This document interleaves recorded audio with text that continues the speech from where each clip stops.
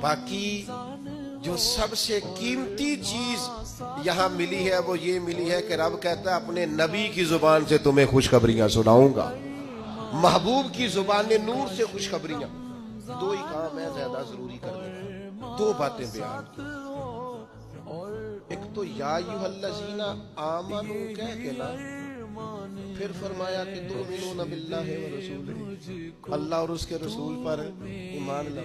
ایمان والوں سے کہہ دیا ایمان لاؤ، یا ایھا الذین آمنو کہا شروع میں، اور دوسری آیت میں انہی ایمان والوں سے مطالبہ کر دیا کہ اللہ اور اس کے رسول پر ایمان لاؤ۔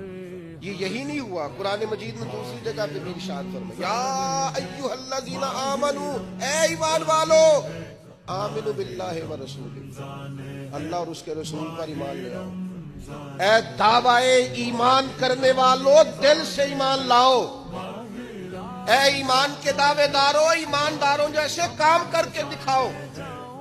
اے ایمان کے نام لینے والوں، ایمان دار کہلانے والوں، اپنے عمل سے، کردار سے ثابت کرو کہ تم صاحب ایمان ہو۔